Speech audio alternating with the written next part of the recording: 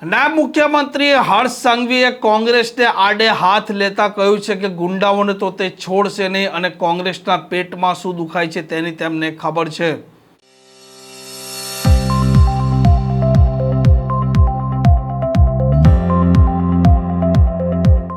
નમસ્કાર, આપ જોઈ રહ્યા છો હોટલાઇન ન્યૂઝ અને હું છું આપણી સાથે તોફિક ગાંચી. ગુજરાતમાં સ્થાનિક સ્વરાજની ચૂંટણી માટે રાજકીય પાર્ટી હોય તે હવે મેદાને લાગી છે. તેમના નેતાઓ છે તે એક પછી એક અલગ જગ્યાએ પ્રચાર કરી રહ્યા છે અને નાયબ મુખ્યમંત્રી હર્ષ સંઘવી પણ તેમની આગવી શૈલીમાં કોંગ્રેસને આડે હાથ લઈ રહ્યા છે અને કહી રહ્યા છે કે કોંગ્રેસને પેટમાં શું દુખાય છે તેની તે ખબર છે, પરંતુ આ ગુંડાઓ હોય તેમને તે છોડવાના નથી અને તેમને અસાન ધારા છે તેનો પણ મામલો ઉપસ્થિત કર્યો હતો. અને ભારતીય જનતા પાર્ટી જે પ્રકારે રાજ્યમાં વિકાસ કરી રહી છે તે મામલે પણ નાયબ મુખ્યમંત્રીએ વાત કરી છે અને કોંગ્રેસને આડે હાથ લીધી છે. આ ઘણા કોંગ્રેસીઓને પેટમાં દુખે છે અને દુખવું તો જોઈએ જ ભાઈ. ઘણા કોંગ્રેસીઓ ઊંચા નીચા થઈ ગયા છે, પણ હું આજે એમને કહેવા માંગુ છું કે લુખ્ખા ટપોરીઓને તો નહીં જ છોડે.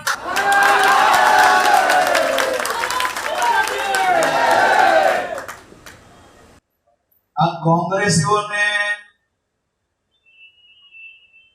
પેટમાં તો દુખવું જ જોઈએ અને સ્વાભાવિક વાત છે કે પેટમાં એમને દુખે કેમ નહીં.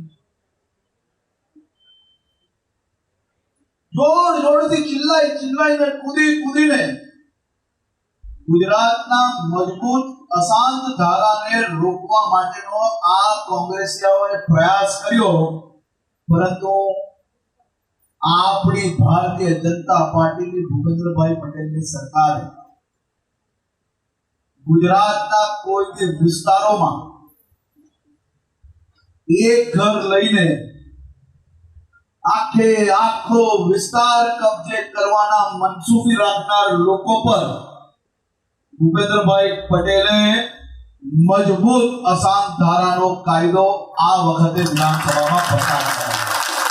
આમ ગુજરાતમાં સ્થાનિક સ્વરાજની ચૂંટણીને લઈને કોંગ્રેસ, આમ આદમી પાર્ટી, ભારતીય જનતા પાર્ટી, અન્ય પાર્ટીઓ કે પછી અપક્ષના ઉમેદવારો છે તે ઝંઝાવાતી પ્રચારમાં લાગી ચૂક્યા છે અને આ જનતા, આ લોકો છે તેમને તેમના કરેલા કામો હોય કે પછી સત્તા પક્ષની જે પ્રકારે ખામીઓ હોય તે ગણાવી રહ્યા છે અને તેમના ફેવરમાં લોકો છે, લોકો મતદાન કરે તેવી તે અપીલ કરી રહ્યા છે. અને ગુજરાતમાં જે પ્રકારે હાલ રાજકીય ધમાસાણ છે તેના વચ્ચે નાયબ મુખ્યમંત્રીનો આ અંદાજ છે તે પણ ચર્ચામાં છે. આ પ્રકારના સમાચાર માટે હોટલાઇન ન્યૂઝ ચેનલને લાઇક, શેર અને સબસ્ક્રાઇબ કરવાનું ભૂલતા નહીં. નમસ્કાર.